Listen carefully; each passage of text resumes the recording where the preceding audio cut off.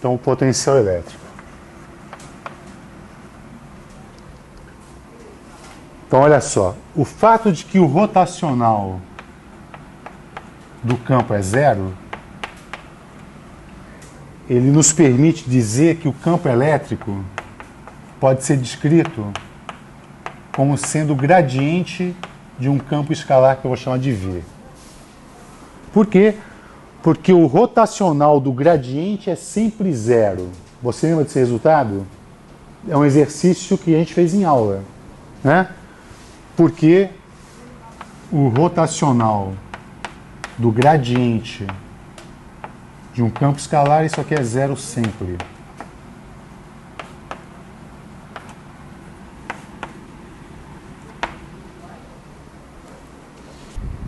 Não é? Ora, se eu posso escrever então o campo elétrico como o negativo do gradiente do potencial, esse negativo eu vou explicar daqui a pouco, por que disso, né? Já se fez essa pergunta ou não? Por que na definição de potencial tem um sinal menos? Aliás, é desagradável aquele sinal menos, não? Mas tem. Sabe por quê? Porque a gente quer que o movimento espontâneo das coisas ocorram de potencial alto para baixo. Por exemplo, solta o giz. Quando você solta o giz, o potencial gravitacional diminui durante a queda do giz. E você quer que isso aconteça. Que os movimentos espontâneos sempre aconteçam de potencial alto para baixo. É uma escolha. Tá? Então, por isso que vai aparecer aquele sinal negativo ali. Isso quer dizer, então, que se você integrar E dl, isso aqui é igual a integrar, então, o gradiente de V dl.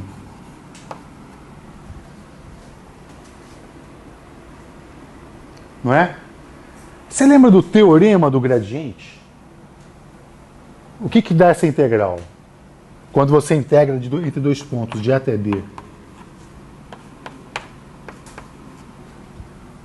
A gente introduziu esse conceito quando a gente falou de derivada direcional. Se você lembra, a própria definição de gradiente estava aqui. É o VB menos VA. Isso aqui é exatamente igual a VB menos VA.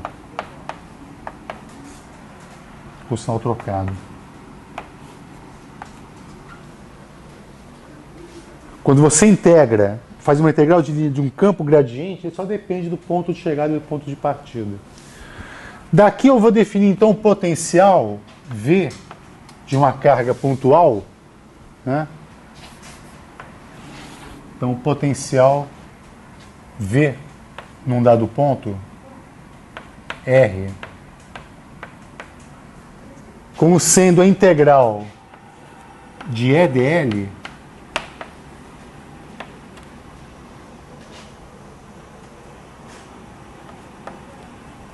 Só que aqui é o seguinte, eu tenho que definir um ponto de referência para eu calcular essa integral de linha. Né? Esse ponto de referência é uma arbitrariedade que eu tenho. Tá? Que é o seguinte, eu te pergunto assim, qual é a altura desse giz? Ou melhor, qual a energia potencial gravitacional desse giz? MGH, não é MGH? MGH. Quanto vale H? O H depende de onde eu defino a altura. Eu posso definir a altura a partir do chão, posso definir a altura a partir do teto. Ou posso definir a altura a partir lá do 1P. Não é? É indiferente. Fala, pô, mas a física é tão arbitrária assim? Fala, não, não é verdade. É que, por exemplo, a transformação de energia potencial em cinética, ela depende basicamente da diferença de energia potencial. Né? A quantidade importante não é a energia potencial, mas sim a diferença de energia potencial. Isso é a quantidade importante. Aqui, idem, o potencial num ponto não te informa nada. A diferença de potencial é a quantidade física relevante. Tá? Então, por isso que aqui tem uma referência que não é importante. Por exemplo, eu vou calcular o potencial de uma carga pontual. Vamos calcular o potencial de uma carga pontual. Então, está aqui a carga, aqui. Então, para eu calcular o potencial neste ponto, por exemplo, né, situado a uma distância r, eu vou calcular a integral de EdL para trazer uma carga de algum ponto de referência até esse ponto. Onde é que está o ponto de referência? Não importa, você escolhe. Muitas vezes é conveniente escolher o potencial, tornar o potencial nulo lá no infinito. Então eu vou calcular a integral de linha, né, de EdL, desde o infinito até o ponto R. É uma escolha. Então, para essa escolha, o potencial em R, ele vai ser igual a menos a integral de infinito até R do campo de uma carga pontual. Isso aqui é 1 sobre 4π ε0, Q sobre R2. O caminho escolhido vai ser esse, um caminho direto, né? Por que escolher um caminho sinuoso, já que a integral não depende do caminho? Muito bom, então isso aqui vai ser igual a menos 1 sobre 4π ε0, Q sobre Q, né? Integral de dr sobre R2 do infinito até R. Quanto é que dá essa integral? Menos 1 sobre R. Então isso aqui é igual a menos Q sobre 4π ε0 menos 1 sobre R. Então quer dizer, você poderia chamar essa variável de integração de R', né? Tudo bem aqui, né?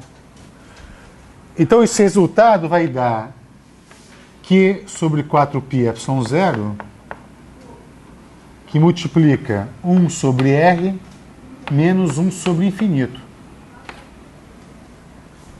Isso aqui é zero, correto? Conclusão, o potencial de uma carga pontual é dado por Q sobre 4π ε0 1 sobre R. Talvez essa seja a expressão mais importante de um potencial, de uma carga pontual. Por quê? Porque qualquer outro objeto carregado, eu posso retalhar ele em muitos pedacinhos como esse, né? E aí eu uso o princípio da superposição. Aliás, vale o princípio da superposição ou não? Para potencial. Para campo vale, para potencial vale.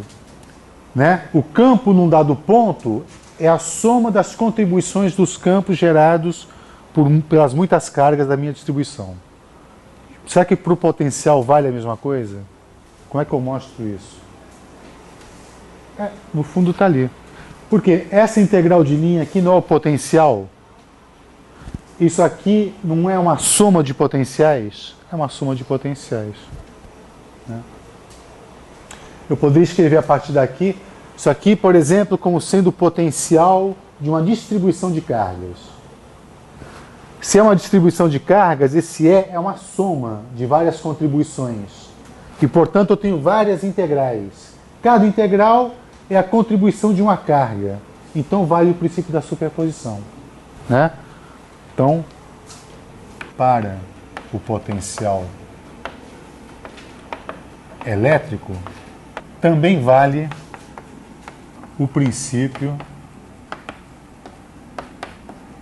da superposição. Isso é fundamental. Tudo que a gente quer é somar coisas, não é verdade? Significa, então, que se eu tiver várias cargas, por exemplo, Q1, Q2, Q3, Qn, para eu calcular o potencial num ponto P, devido a essas várias cargas, tudo que eu sei é calcular o potencial de uma carga pontual, não é isso? Tá, mas se vale o princípio da superposição, eu vou dizer assim, o potencial em P é uma soma dos potenciais gerados por cada carga. Tá? Que significa o seguinte, o potencial num ponto R ele é igual a 1 sobre 4πε0, uma somatória de QI sobre RI. É um escalar, né? Potencial é tudo de bom, né? Ele é escalar, você soma como, né, como escalares, não há problema, não tem que se preocupar com direção. E aí, como é que eu generalizo isto, por exemplo, para o caso contínuo? Então agora a minha questão é outra. Eu tenho uma distribuição contínua de cargas. Então, mesma coisa, eu tenho agora um objeto carregado, ele tem uma distribuição de cargas, digamos, ρ de R'. E eu quero calcular o potencial desta distribuição de cargas num ponto qualquer, P, situado, sempre a mesma notação. Há uma distância R de uma origem e está aqui um elemento de carga.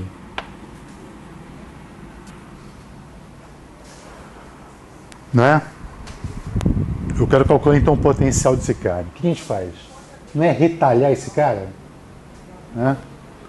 Então, se você retalhar o potencial em P, ele vai ser igual a 1 sobre 4πε0 somatória de dQis sobre RI. Este dQi eu posso escrever como sendo um ρdV, não é? ρdV? Isso aqui é um elemento de volume dV. ρdV vai me dar um dQ. No limite desses caras indo a zero, eu vou ter aquela soma indo para uma integral. E aí a minha expressão é a seguinte, que o potencial no ponto P, né, na posição R, então ele é 1 sobre 4πε0 integral de ρ de R' dV sobre módulo de R menos R'. Aqui, desculpa, é melhor colocar um R acima. E essa é a expressão que a gente queria. Dado que você construiu o potencial, calculou o potencial, você calcula o campo a partir do gradiente, o negativo do gradiente do potencial. O que você acha melhor? Calcular o campo de uma distribuição de carga integrando vetores ou integrando escalares para depois tirar um gradiente? Tanto faz? A segunda opção é melhor. Somar números é muito melhor do que somar vetores. Muito mais fácil. E tirar o gradiente no final é uma receita. Né? Que bom, né? Se o mundo fosse assim, tudo seria muito bom. Mas não é. Né? Quando eu tenho campos especiais, eu posso fazer esse tipo de imagem, né? De construção. O que eu quero dizer para você é isso, né? Essa é uma opção de calcular o campo. A outra opção é aquela que nós estamos fazendo até agora, que é calcular o campo em R, fazendo 1 sobre 4πε0 integral de ρ de R' dV' sobre módulo de R menos R' ao quadrado. E aqui tem um versor, né? Ou você faz esse cálculo direto, ou você primeiro calcula o potencial para depois calcular o campo. Tem que dar o mesmo resultado. Então, lembre, o potencial é uma construção mental para se calcular o campo, que esse sim é a coisa real. O campo elétrico é a coisa real, o potencial é uma construção matemática. Tá?